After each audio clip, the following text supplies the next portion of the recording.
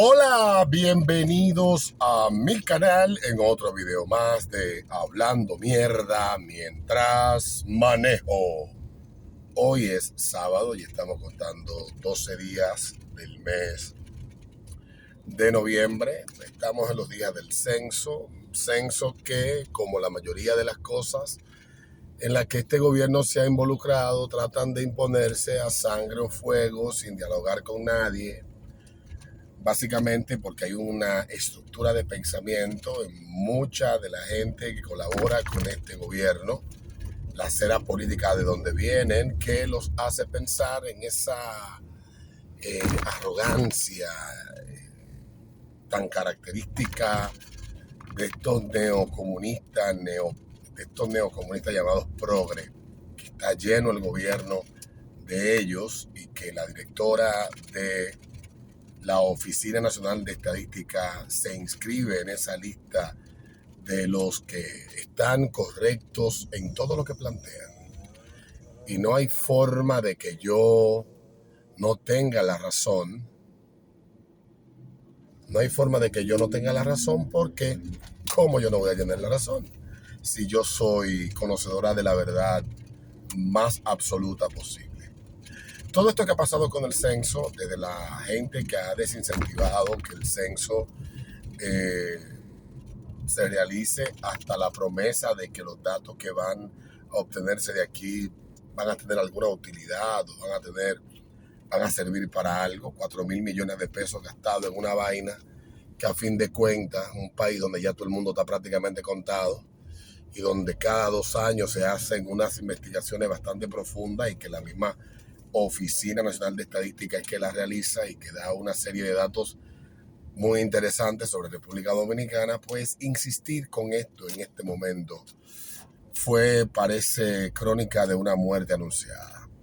Tal vez el gobierno entendió que los ruidosos de siempre, que hay que decir que fueron en parte aliados, muchos de esos ruidosos apoyaron a la causa de los que hoy gobiernan, el gobierno del cambio, fueron tal vez no de forma manifiesta, pero sí de forma solapada, muchos de ellos, aliados de la candidatura de Luis y de muchos candidatos que por las posturas que luego exhibieron frente a algunos temas, pues terminaron rompiendo de forma inmediata con el gobierno.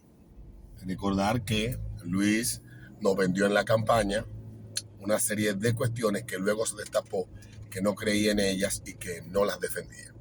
Entonces llegamos al censo, que no debería ser un tema de mayor controversia, pero sabemos que hoy prácticamente todos los instrumentos políticos y sociales que están al servicio de la gente están siendo cooptados, tomados por intereses que no se saben a qué les sirven. O bueno, sí, uno lo sabe. El problema es que si uno lo dice, te van a tildar de conspiranoico. Y de verdad que ya sí hay cuestiones con las que tú te hartas de lidiar y esa es una de ellas. De estar siempre con una discusión con los amigos de que te estén planteando que tus ideas son extremas. Bueno, mis ideas no son extremas. Yo lo que trato es básicamente de tener un ángulo mucho más amplio en la toma para poder entender mejor el fenómeno. Y casi siempre cuando termino entendiéndolo, pues termino coincidiendo con un lado que está cerrado, al igual que lo esté el otro, en su postura. Coincidencia, no que estoy 100% de acuerdo con la postura de ese lado que en los últimos años ha sido básicamente el mismo. Pero es porque el otro se ha ido al extremo del ridículo, al extremo de una cuestión que uno dice, pero de verdad hay gente que defiende hasta esta mierda. O sea, solo por llevarle la contraria a los otros. O sea, hasta esa mierda. No. Yo no tengo la mente tan estrecha ni pienso de forma tan limitada. Entonces, en el caso del censo, que hablaba hoy con un amigo que sube videos a TikTok y subió un video comentando del censo, diciendo señalando muchas cosas importantes sobre este tipo de trabajos, para cuál es la utilidad que tienen, cómo la realidad ha cambiado hoy en día, cómo estos instrumentos van a desaparecer. Esto de censar, salir un grupo de gente a censar en el mundo como está configurándose hoy en día, no creo que a futuro esto lo sigamos viendo en los países más avanzados, por lo menos a futuro. Yo recuerdo en los 90 cuando yo me ponía a ver documentales y televisión con mi tío que era profesor.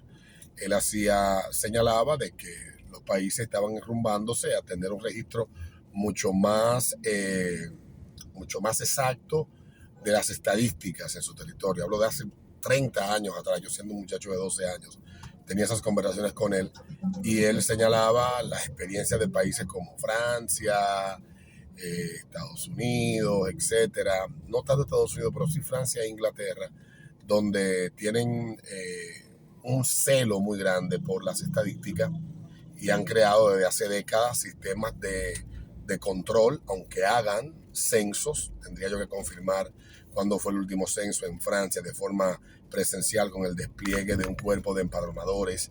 Tendría que buscar el dato porque, voy a ser honesto, no lo tengo, pero en aquel momento estábamos conversando de cómo Francia se preocupaba de tener ese control y 10, 12 años después, aquí en República Dominicana, pues llegó eso de que tú naces, te registran y tu nacimiento sale registrado con un número único de por vida, que es básicamente lo que tenemos hoy en día. Llegará un momento donde contar gente no será tan difícil e identificar los elementos extraños, los individuos que ingresan de forma irregular al territorio, exceptuando aquellos que han entrado por un puerto, que tienen un registro con una visa y sabe cuánto hay en el país y no se han ido.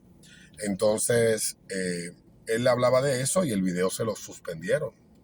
El video le suspendieron el video a mi amigo en TikTok. Yo le dije, bueno, apélalo porque hay mucha gente que anda loca por las redes y TikTok está lleno de estos enfermos mentales, no solamente de Estados Unidos, sino de aquí. Yo me encuentro con unas cuentas de gente que ustedes no creerían la cantidad de seguidores y la cantidad de videos que suben hablando cualquier cantidad de locura solo porque encajan en la narrativa o quieren parecer que están encajados en las narrativas que se manifiestan en otros países. Son lo que llaman luxury beliefs, o sea, estas creencias de lujo que ellos tienen que enarbolarlas, defenderlas, exhibirlas, porque le da cierto estatus, que es básicamente lo que nosotros estamos viendo últimamente. Antes el lujo se exhibía con cosas. Eso ha pasado por la misma expansión económica y el aumento del poder adquisitivo a otro plano, a las posturas que son de lujo. Yo quiero defender una postura porque entiendo que me da un estatus moral, un estatus por encima del resto, me destaca de ellos y me pone en una posición de moralidad superior a ese grupo. Entonces nos metemos en este lío de esta mierda del censo y termina uno pues embarrado, y el mismo, tal vez la intención detrás de inicialmente fue buena. Esos 4.000 millones que se gastaron de ellos 500 y pico de millones de pesos en tabletas. Resulta que las tabletas a quien se las compraron debía de cumplir en el contrato ciertas garantías. Las tabletas, cuando fueron al campo de trabajo, no funcionaron y no tienen garantías del fabricante. Entonces echamos a la basura 500 millones de pesos. Pero está bien que lo hagan. Está bien que se tiren 500 millones de pesos a la basura, 532 millones de pesos, porque ese dinero no le duele a los políticos. Y la gente debe de entender por qué los políticos gastan como lo hacen. ¿Por qué los burócratas, los servidores públicos dilapidan el dinero que le cobran a los ciudadanos? Porque es un dinero que no lo producen ellos. Porque es un dinero que, muy al contrario de ellos querer administrarlo de forma eficiente, es un dinero que ellos están buscando que se gaste, porque ese dinero va a ser repuesto el año que viene y ese dinero puede ir al bolsillo de algún particular. No estoy diciendo que todos lo hagan de esa manera, pero es el razonamiento más simple que yo pudiera comentar sobre por qué se gasta y los países como República Dominicana, que andan muy alineados en cuanto a la administración pública, con la mayoría de países de Latinoamérica, donde el dinero público no le duele a nadie. donde el dinero que no es público, ojo, porque también eso es una mala concepción, el dinero del contribuyente, el dinero que pagas tú, que pago yo, el dinero que pagamos todos a través de impuestos y de toda la dinámica que se da en la economía que involucra a los individuos que de alguna manera interactuamos y le dejamos algún beneficio a una persona, o por el solo hecho de pagar un servicio nos cobran un porcentaje del costo del valor de ese beneficio en impuestos, y eso va al bolsillo del Estado. El Estado lo gasta como si no hubiera futuro.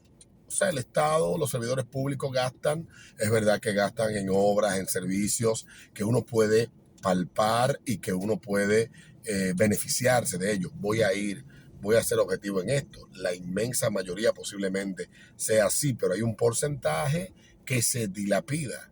Y un día nos vamos a tener que sentar a hablar de forma honesta del famoso gasto social o de la inversión social, como lo llaman algunos.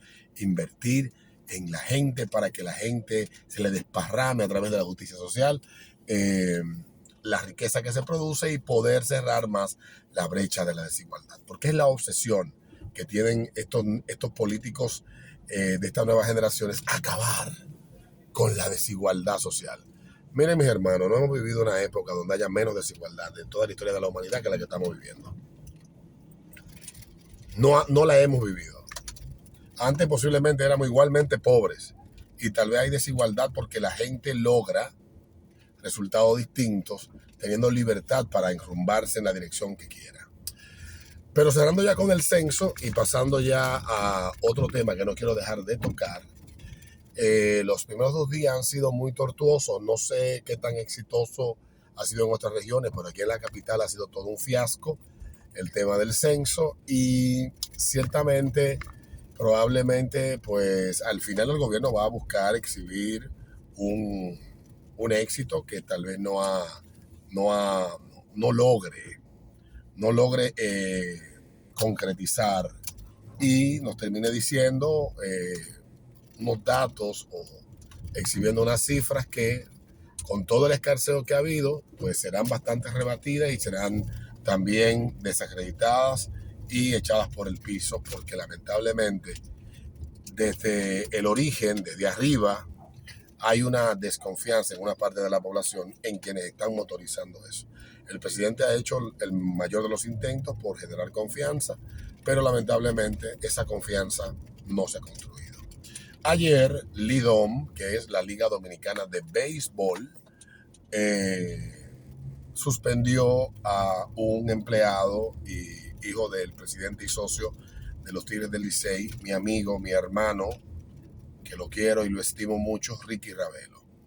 Quienes conocemos a Ricky sabemos que Ricky es un niño problema, travieso. Cuando digo niño problema me refiero a algo así como un Daniel el Travieso de 31 años. Un tipo brillante, un tigre buena gente, con un corazón enorme, pero también, coño, Ricky, te quiero, pero te falta madurez, mi hermano. Pero ojalá y que Dios te premie con esa madurez un día. Cuando digo madurez, no me refiero a que no tengas plomo para emprender muchos proyectos exitosos que tú has emprendido y te ha ido bien, y quienes te conocen saben que tú eres una buena persona, sino tal vez entender que las dinámicas de los tiempos que estamos viviendo son complicadas, y ponérsela fácil a la gente es el peor error que podemos cometer. Entonces, a Ricky lo señalan de haber sido el que dio la orden, la liga en un comunicado, del que dio la orden de que se pusiera un estribillo de la canción Palito de Coco en el play de la capital, en el estadio Quisqueya. Y yo no sé, yo hablé con Ricky no me dijo si sí o si no sobre ese tema. No puedo decir que la liga tenga razón, ni puedo decir que la liga no tiene razón. No conozco esa parte de la historia. Entonces, por lo tanto, la voy a dejar incierta o vacía porque no tengo el dato. Pero sí, ciertamente este episodio pasó con un jugador que es de padres haitianos, apellido Calixte, que juega para las Águilas, y que detrás de ese estribillo hay un trasfondo que viene dándose en el béisbol de la República Dominicana desde hace ya casi 2 décadas. La pelota siempre ha generado emociones. Y los que íbamos a... Yo llegué a ir al play siendo un niño con mi papá. Yo duré más de 20 años que yo no iba al estadio. 20 años. Yo fui por última vez en el año 86 al play con mi papá. Ese día estaba jugando el Escogido y las Águilas. Y mi papá era aguilucho. Y yo fui con él, recuerdo, y mi hermano que falleció, mi hermano Raúl. Y yo tenía unos 6 años más o menos. Entonces, cuando volví al play, fue en el año 2011, 2010 por ahí. Ya Correa, 2011, Correa trabajaba conmigo. Y Correa me invitó al estadio. Me dijo, coño, pero ¿cómo es posible que tú no has vuelto al play? Y muchas veces, de las cosas que me arrepiento de haber dicho que no tantas veces, mi papá cuando iba al play me invitaba, siempre iba con mi mamá, y yo, como la pelota nunca ha sido una pasión que se desborde en mí, pues yo decía que no. Tal vez hubiese tenido esas experiencias con el viejo en el play y guardara esos recuerdos, pero nada, no pasó de esa manera. Entonces mi amigo Correa me invitó a un juego del Escogido, me sentó en un área preferencial donde daban cerveza, me encantó la experiencia ya de adulto, la de niño no me gustó tanto. Y entonces volví a ir al play, y el play en los años que yo iba era otra cosa, era totalmente distinto en los años que fui siendo niño a lo que se convirtió más adelante. Y ciertamente el play antes, en el play se armaban unos pleitos del diablo porque las pasiones se desbordaban. En el play se vocean muchas cosas. Se le cantan vaina al equipo contrario, se motiva al equipo de la casa, se trata de construir ese ambiente, y es muy normal en el deporte. Pásate en la Fórmula 1, que hay bancadas, hay gradas que son fanáticas de un piloto, y lo hemos visto, yo lo vi en Canadá, la grada de Stroll, creo que así que se llama el piloto canadiense, la grada de, de Verstappen en Holanda, en el premio de Netherlands. O sea, es muy normal, y ahí están los ferraristas, están los mercedistas, y todos los deportes generan un apasionamiento que lleva obviamente al ser humano a sacar de manera instintiva el lado más feo que tenemos los humanos, que es la crueldad, buscando tal vez resarcir algún golpe de una derrota, o de una buena jugada, o de una buena estrategia. Ambos equipos, Licey y Águila, en los últimos 20 años se han convertido en fuertes rivales. Una rivalidad histórica que tuvo el Licey con el Escogido, por ser los dos equipos de la capital y los dos equipos más importantes durante muchísimos años de la pelota en todos los ámbitos. Pero eso empezó a cambiar en la década de los 80 y la década de los 90, y ciertamente Santiago es una ciudad importantísima de República Dominicana. Las Águilas son un tremendo equipo. Mi papá era aguilucho, mi mamá es aguilucha, y son gente que para ellos el fanatismo por su deporte es religión. Entonces, el asunto de la pelota, obviamente que involucra pasiones. Y hemos visto, lo que vemos fútbol americano, lo que vemos deporte en sentido general, vemos que muchas veces los fanáticos cruzan líneas. Y el cruce de líneas con el tema de Calixte vino de parte de la fanaticada del Licey en el estadio Quisqueya, cuando empezaron a inicio de la temporada, en los turnos de Calixte, a cantarle esta canción. Yo puedo inferir o especular que tal vez puede ser un grupo de cuerdistas en el estadio Quisqueya, de estos que van y se sientan en los asientos que están ahí adelante, reservados, y empiezan a zarar y a dar cuerda. Y posiblemente eso se fue extendiendo por el estadio hasta que llegara esta tontería, esta estupidez de ponerle música a este pana cuando él está de visitante, y se sabe en la pelota que el visitante no se le pone música. Además de que los peloteros que se le ponen música casi siempre existe una canción o canciones que es a petición del jugador, del bateador, que se colocan. Hemos visto cómo en la pelota americana se le pone dembow, le ponen merengue, a los dominicanos, a los boricuas le ponen salsa, a algunos venezolanos algún vallenato, alguna canción que les guste. Eso depende del estadio que tú estés, que tú visites, qué tan amigable sea con estos asuntos. Pero lo cierto es que esta acción del miércoles trajo una bola de nieve que, tomado de la mano con que el periodismo deportivo de la República Dominicana es más chismográfico que periodístico, pues montaron una novela con todo esto, y de verdad que los dramas que se montan aquí en la pelota, producto de que, repito, tenemos los periodistas en gran medida, no todos, pero la gran mayoría, son más chismosos que periodistas, les gusta más el chisme que el buen periodismo, agitar, azuzar, azarar, trajo, y estamos en la época donde las redes arden y donde los linchamientos se dan a la orden del día, este asunto, que llevó entonces a que el Licey emitiera un comunicado, a que la Asociación de Peloteros emitiera un comunicado también, condenaran eso y lo señalaran como un acto racista. Pero yo puedo decir que la palabra racismo ha sido tirada por el piso. Y lo vengo diciendo hace tiempo con muchísimas palabras como fascista, nazista, racista, misógino, homofóbico, transfóbico, etc. Puede haber mal gusto en la acción, pero llevarlo a ese extremo para ponerlo en una especie como de situación dramática, para entonces darle la razón a un grupo de comemierdas que andan por las redes y en los programas y en todas partes señalando a República Dominicana como un país racista, creo que es exagerar. Y peor aún, yo creo que también está el hecho de que un pelotero, porque le mencionen con mala intención o con buena intención su origen, porque Calixte es de padre haitiano, él es de origen haitiano, y no hay nada de malo con ser de origen haitiano. Haití es un país como la República Dominicana, y ayer toqué ese tema en el video, pero aquí estoy simplemente analizando el desenlace.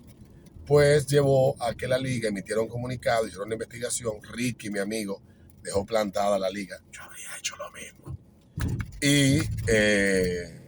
Y entonces le pusieron una multa de 50,000 pesos a Ricky, 50,000 pesos al Licey, etcétera. Y lo que pierde de vista la gente es que la canción que le pusieron a este jugador le interpreta un cantante haitiano que se llama Rumay, Palito de Coco. 2014 fue una canción que se hizo viral y después llegó a la radio.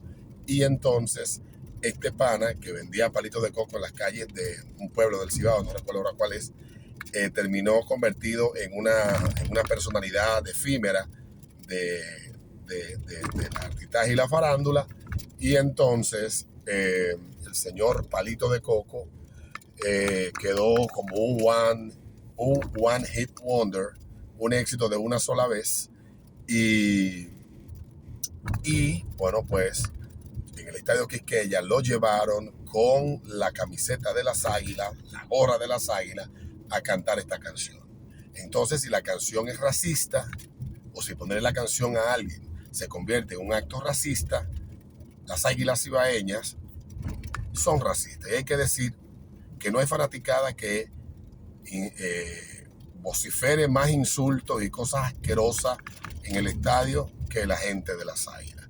No defiendo lo que este grupo de panas hacen en el Estadio Quisqueya. Me parece una estupidez de considerar con cierta vaina, pero desde pintaperro hasta la famosa frase de mierda para el Licey y todas esas frases cargadas de una connotación asquerosa, humillante, innecesaria, que creo que denotan muchos complejos detrás de quienes los enarbolan, porque ciertamente hay una cuerda. A mí me gustan los memes y me gusta dar cuerdas, pero hay límites que yo mismo, como un tigre que, aunque me ha alejado un poco de la pelota más en los últimos años, después de mandar al diablo, al Licey y al Escogido, por una disputa que tenían hace 3 años por los parqueos y se hacían maldad entre ellos, yo entiendo que hay límites que no se deben de cruzar. Y siempre lo he entendido porque tengo muchos amigos, de hecho mi familia es aguilucha y la mitad de mis amigos son aguiluchos también. Una cosa es la cuerda, el dar cuerda. A veces yo tengo amigos que me acompañan, a veces en el programa que yo hago, y dicen cosas muy duras y yo tengo que corregirlo. Digo, no, espérate, no se puede llevar el fanatismo por la pelota al límite de tú desconsiderar de forma innecesaria a un colectivo de personas por una estupidez como un deporte. O sea, yo ni por política, ni por deporte, ni nada de esa mierda, voy a desconsiderar a alguien. Uno puede en el calor del debate decir que todos los aguiluchos son brutos. Sí, eso es una cuestión que puede... O los liceístas son todos maricones. Está bien, eso no es la gran cosa.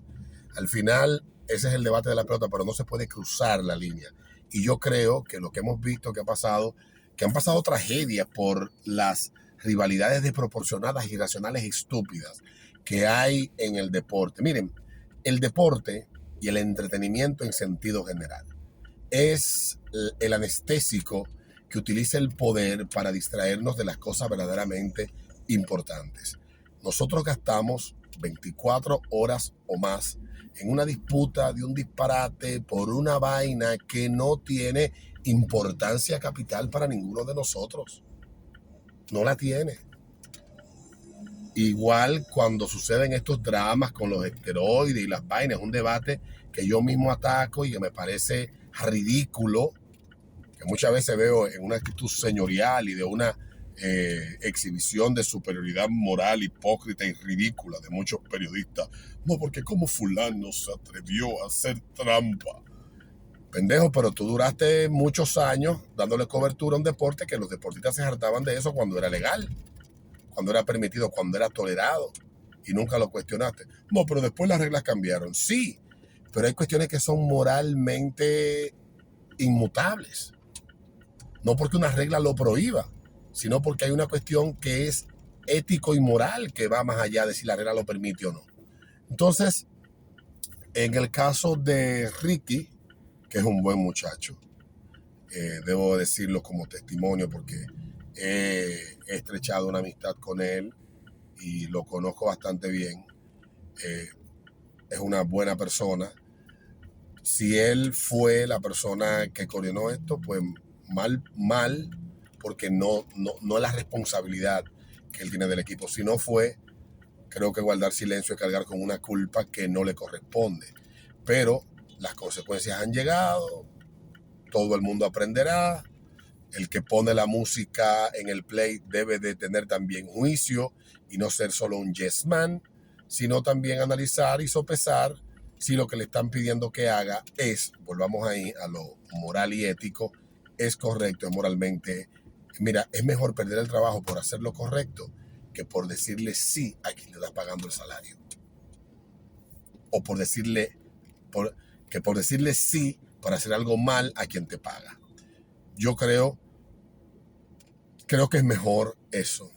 Y yo soy un tigre que creo en la integridad, defiendo a la gente que dice lo que piensa y hace lo que dice. Eso es un individuo íntegro y debemos de apostar a eso. El deporte es entretenimiento y los ataques despiadados, desconsiderados hacia el equipo, hacia el mismo Ricky, hacia todos los que pudieran estar vinculados de alguna manera, me parecen totalmente desproporcionados, sacados de toda proporción posible. Me parece estúpido.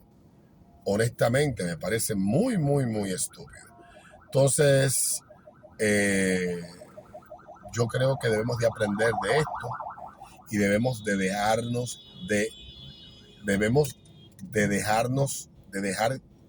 evitar que nos manipulen, que nuestros sentimientos sean instigados, sean manipulados, nos instiguen a nosotros a no ver objetivamente un hecho.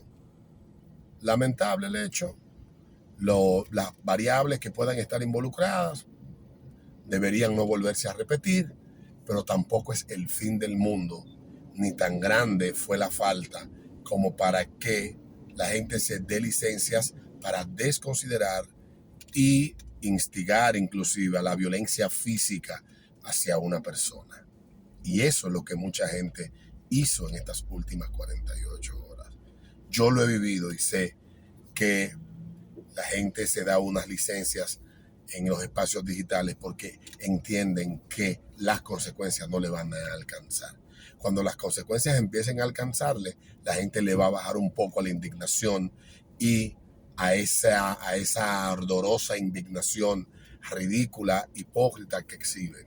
Porque al final, y con esto cierro, cuando tú ves a estos ridículos que van y escriben a las redes, que toman un hecho y lo quieren sacar de proporción, no tiene que ver con el hecho, tiene que ver con lo que dije al principio del video, estas creencias de lujo que los lleva a ellos a exhibirse como entes moralmente superiores al resto y quieren convertir el hecho no sobre el hecho en sí mismo, sino ellos convertirse en el centro de la atención y ser ellos convertidos en el centro del debate.